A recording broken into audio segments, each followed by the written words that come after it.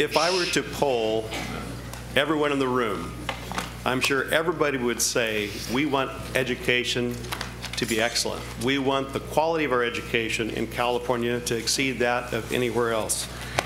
That's actually what the heart of this bill is about.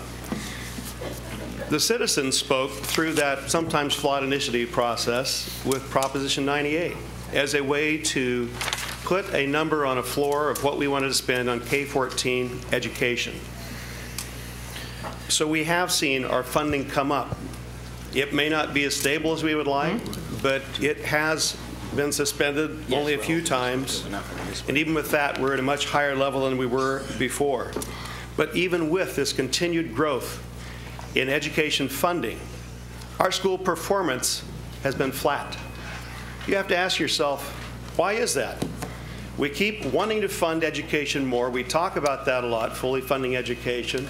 And as we do that, as we continue to put more money into education, performance stays flat. Now, we actually have a little bit higher uptick in some fourth grade math. That's excellent. But when you look at it in the context of the amount of money going in education, it's still relatively flat.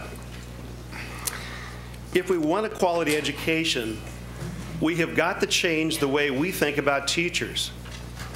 Every one of us remembers in our childhood excellent teachers and remember the duds. We all do. Every teacher knows there is a difference between those teachers that excel, to whom they want to take some of their methodology because they know they're connecting with the kids, and they also know the ones that couldn't teach their way out of a paper bag. But they draw the same salary, and the system doesn't teach them any differently.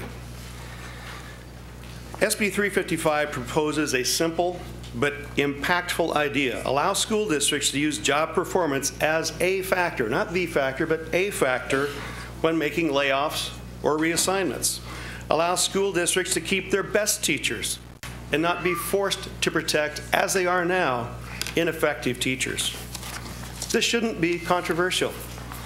And by the way, outside of the budget issue, and I know that dominates everything. We got off onto that on the last issue, but even without the budget issue, half of our school districts are in declining enrollment. Sometimes layoffs have to be made irrespective of the budget. It just has to do with you can't continue to support the same amount of teachers, and tough decisions have to be made. Doesn't it make sense that we keep the teachers that are most effective, that we acknowledge what we all know to be true? Some teachers are more effective, and we have a process in place where we can reward excellence and we can help the system become better. That's what SB 355 does. It is permissive. If schools favor the status quo, they can continue that policy. If they believe performance should be a factor in layoffs, then they have the opportunity with this bill.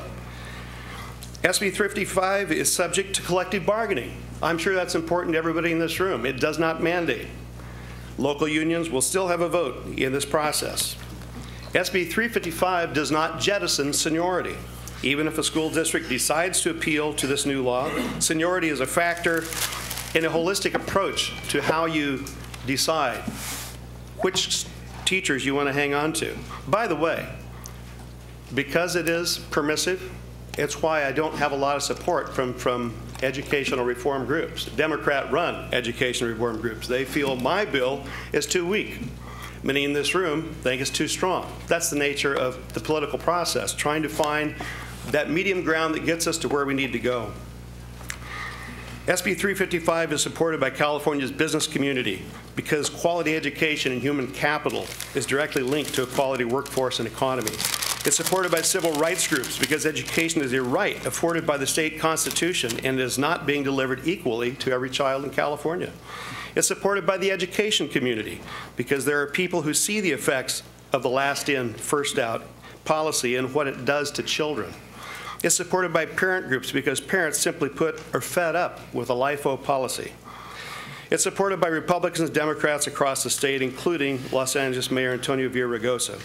While union leadership won't be here in support today, or at least probably not lining up here in support today, when surveyed, teachers themselves show very strong support for reforming the seniority policy. 75%, incidentally, of urban teachers support reforming this LIFO policy that we have now.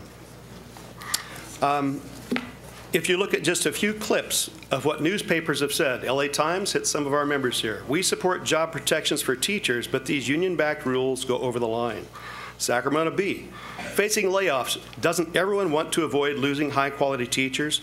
If so, then change state law so we don't lose the best and brightest of the up-and-coming generation. San Diego Union Tribune, Mr. Vargas, it shouldn't automatically come down to seniority. Performance, enthusiasm, creativity, and energy all have to account for something. Long Beach Press-Telegram, the qualities that make a good teacher differ from person to person and cannot be summed up in a sentence or two. For that reason, no one element should be the deciding factor in which teachers are laid out and which are retained. What my bill simply does is it allows local school districts to decide how they want to come to this multiple measures approach to evaluation. It's simple, it's permissive, it allows innovation, and I believe that after a few years, we will find some of the best practices. And because of that, we may want to adopt more of a state model, but this is very permissive, it's very flexible, it allows collective bargaining. I believe this will move the ball forward. It's not what everybody would like in reform, but this is something that Democrats and Republicans support. And I hope I can count on the support of this committee too. I ask for your aye vote.